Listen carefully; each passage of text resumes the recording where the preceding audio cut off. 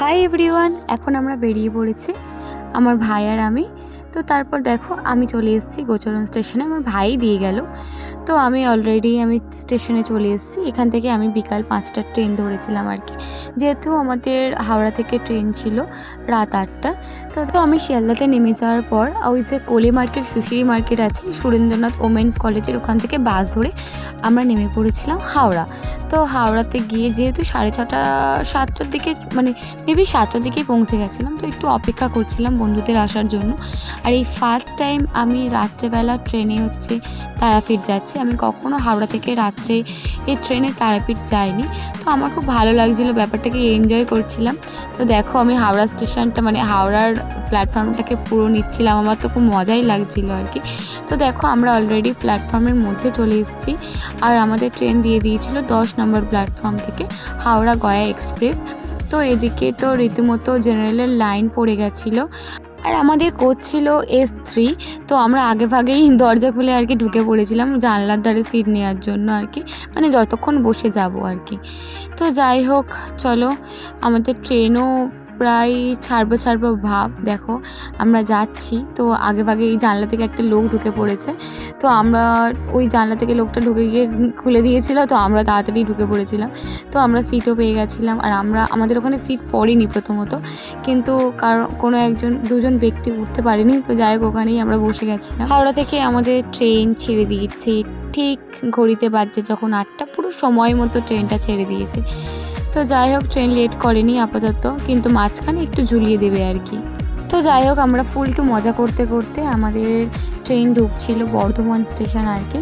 তো দেখো একটা ক্লিপ নিয়েছিলাম ছোট্ট, খুব মজা হচ্ছিল। তো যাই হোক, বর্ধমান স্টেশনে ট্রেন চলে এসছে। তো তারপর আমরা ডিনার করে একটু ঘুমিয়ে যাওয়ার চেষ্টা করছিলাম আর কি, কিন্তু ঘুমটুম হয়নি। তো দেখো ট্রেন ঢুকে পড়েছে মল্লারপুর। তো মল্লারপুর ছেড়ে তো রাতের আমার যেন কেমন ভয় ভয় লাগছিল আর কি। তো যাই হোক, তারপর আস্তে আস্তে তো যাচ্ছে ট্রেনটা। তো যেতে যেতে একটু মাঝখানে একটু লেটে করে দিচ্ছে আর কি। তো তারপর একেবারে রামপুরহাট চলে এলাম আর কি। যখন রামপুরহাট নামলাম, দেখলাম ট্রেনটা পুরো ফাঁকা হয়ে গেল। আরে ভাই, তখন বাজছিল ঘড়িতে 11টা 51। তো দেখি পুরো স্টেশনটা ভরে গেছে আর কি। তো তারপর আমরা রীতিমতো টোটো বলতে এটাকে ম্যাজিক গাড়িটারই বলে, তো 50 টাকা ভাড়া দিয়ে আমরা চলে এসেছিলাম হোটেলে। তো হোটেলে তখন বাজে আমরা 2:30, পুরো স্নান করে রেডি হয়ে গেছিলাম, ভোর 3টে এটা তখন আমরা রেডি হয়েছি। তো যেতে যেতে 3:30 বেজে গেছে। তারপর পুজোর থালা ডালি ফালি সাজিয়ে নিয়ে যেতে আমাদের লাইন দিতে বেজেছিল ওই 4টে নাগাদ। তো দেখো, প্রথমে আমি ভেবেছিলাম হয়তো 10-15 জনের পরে লাইনে দাঁড়াবো। ও মা, যেহেতু আমার ফার্স্ট টাইম ছিল, এসে দেখি আমার আগে হাজার হাজার লোক দাঁড়িয়ে আছে। তো যাই হোক, এটা যখন বাজে সকাল 6টা, তো তখন এই ক্লিপটা নিয়েছে। জাস্ট আমরা লাইন থেকে বড়জন একটুখানি ঘটেছি আর কি। তো দেখো কত লাইন পড়ে গেছে। তো অনেক ভিড়ভাড়টা ঠেলে ভাবছিলাম যে পূজা দিতে পারবো না, ভিড় থেকে বেরিয়ে যেতে হবে। তো অ্যাট লাস্ট যখন ঢুকেই পড়েছি, তো পূজা না দিয়ে কি আর যাওয়া যায়? আর সত্যি কথা বলতে, ঠাকুর না চাইলে কখনোই পূজা দেওয়া যায় না। তো যাই হোক, আমাদের মনের জোর আর আমাদের ইচ্ছা শক্তি আর কি, ওই জন্যই আমরা ঠাকুরের কাছে পূজা দিতে পেরেছি। তো তারপর এই তো লাইনে দাঁড়াতে দাঁড়াতে পূজা দিয়ে আমরা কমপ্লিট করে তখন বেরিয়েছি, বাজছে তখন 11টা আর কি। তারপর দুপুরের খাওয়া দাওয়া সেরে আমরা বিকালে বেরিয়ে পড়েছিলাম বামাখ্যাপার বাড়ি দেখার জন্য। তো আমরা চলে গেছিলাম এখানে বামাখ্যাপার বাড়ি দেখতে। তো এখানে অনেক বাড়ি ছিল, কোনটা আসল বাড়ি আমার নিজেরও জানা নেই। আর কেউ বলছে আসল বাড়ি, ও বলছে আসল বাড়ি, কোনটা যে আসল জন্মস্থান বামাখ্যাপার সেটাই আমরা বুঝতে পারছিলাম না। তো যাই হোক, মোটামুটি সব কিছু প্রায় ওখানেই 5-6টা জায়গা ঘোরার মতো ছিল। তো ওখান থেকে প্রায় সব কিছু জায়গায় আমরা ঘুরে নিয়েছি আর কি। এটা যখন আমরা প্রথমবারে যাচ্ছিলাম, তখন দেখলাম কোনো ভিড় ছিল না। তারপর দেখলাম প্রচুর ভিড় হয়ে গেছে, লাইনে দাঁড়াতে হচ্ছে। তো যখন লাইনে দাঁড়াচ্ছিলাম, তখনও লোক বলছিল এটা আসল বাড়ি নয়, যেও না। কিন্তু আমার তো মনে হচ্ছিলো এটাই হয়তো আসল বাড়ি, তাই জন্য লোক আমাদেরকে যেতে বারণ করছিল। তো যাই হোক, দেখো এখানে মনে হয় ছাগলের রাজ্য। তো এখানে ছাগল ভর্তি ছিল। তো এখানে একটা ছাগলকে খাওয়া দেওয়ার জন্য তো কত শত ছাগল চলে এসেছিলো, তার সাথে কুকুররাও চলে এসেছিলো আর কি। প্রচণ্ড ভয়ও লাগছিলো। তো যাই হোক, হোক আমাদের একটু চাটা খেয়ে আমরা তারপর আবার বেরিয়ে পড়লাম মন্দিরের কাছে আসার জন্য। তো আমরা যাব তারাপীঠ শ্মশানে। তো আমরা আবার ওখান থেকে যেহেতু টোটো রিজার্ভ করে গেছিলাম, 100 টাকা করে ভাড়া নিয়েছিল, 200 টাকা নিয়েছিল আর কি। তো তারপরে আমরা তারাপীঠ মহাশ্মশানের দিকে আমরা রওনা দিলাম। আর দেখো এখানে একটা মার্কেট পড়বে যেতে, তারাপীঠ মহাশ্মশানের দিকে যেতে। এখান থেকে যারা গিফট নিতে চাও তারা হচ্ছে কি এখান থেকে গিফট নিয়ে নিতে পারো। খুব সুন্দর সুন্দর কালেকশন আছে দেখলাম। এটা দেখছি বালার কালেকশন। এখানে ছেলেদের বালার কালেকশনটা অসাধারণ ছিল, আমার তো খুব ভালো লাগছিল আর কি।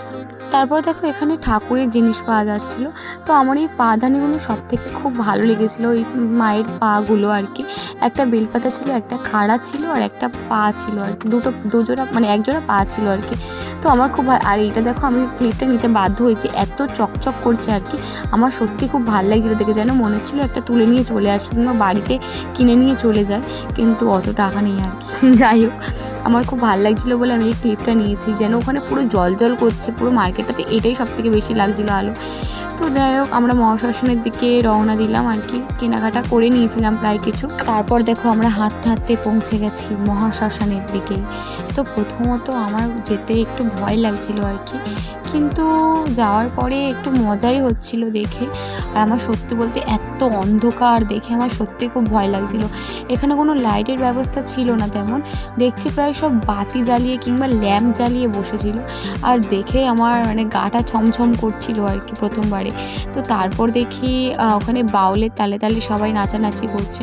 তো সেই ক্লিপটুকুও নিয়েছি, দেখাচ্ছি। কিন্তু আমার প্রথমে আমি যেতেই চাইছিলাম না, আমার এত ভয় লাগছিল। তারপরে আমি ওই ধূপ টুপ দেখানোর জন্য গেছিলাম। তো আমার সত্যি খুব ভালো লাগছিলো। সেদিন আমরা ছিল শনিবার, তো সেদিন তন্ত্র সাধনা হচ্ছিলো ওখানে। যেহেতু তন্ত্র সাধনা দেখতে নেই কিংবা দেখাতে নেই, ওই জন্য নিতে পারি। দেখো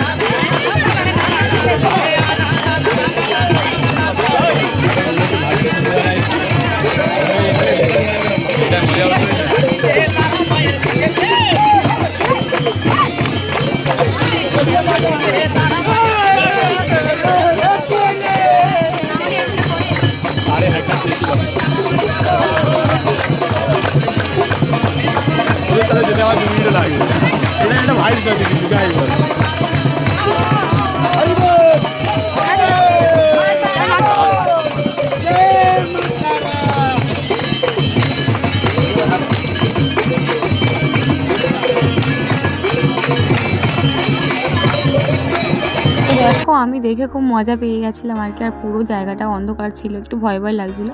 তো তারপর আমরা একটু ধূপ দ্বীপ জ্বালিয়ে মাকে একটু, ওখানে মায়ের মূর্তি ছিল ওখানে আমরা ধূপ দেখালাম আর কি। দ্বীপ জ্বালাইনি, আমরা ধূপ জ্বালিয়েছিলাম। তো তারপর দেখো আমরা তারাপীঠের ওই মন্দিরে চলে গেছিলাম। আর ওখানে প্রসাদও খেয়ে ফেলেছে আর কি, মানে সন্ধ্যেবেলা প্রসাদ দিচ্ছিলো।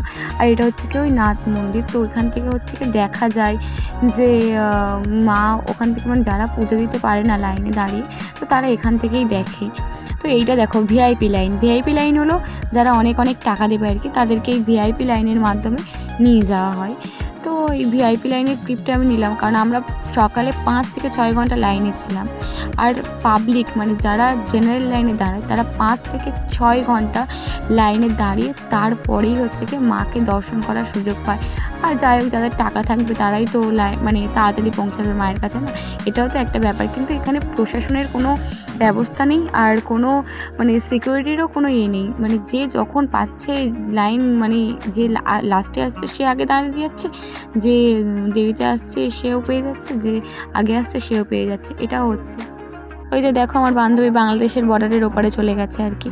তো এই দেখো ওপর থেকে এটা জেনারেল লাইন, এই জেনারেল লাইনটা ওই যে আমি সকালে দেখাচ্ছিলাম পুকুরের পাড় থেকে, ওই পুকুরের পাড় থেকে শুরু হয়ে এই যে উপর থেকে উঠে উঠে মন্দিরে মায়ের কাছে আসে। তো সেদিন সারাদিন পুজো দিয়ে পুরো ক্লান্ত হয়ে গেছিলাম। তো সকালবেলা পরের দিন সকালে রেডি সেডি হয়ে বেরিয়ে পড়েছিলাম বাড়ি আসার উদ্দেশ্যে। তো দেখো আসার সময় তারাপীঠের একটা ছোট্ট ক্লিপ নিয়ে নিয়েছি। তো চলো টাটা, বাই বাই, দেখা হবে পরের নেক্সট ভিডিওতে।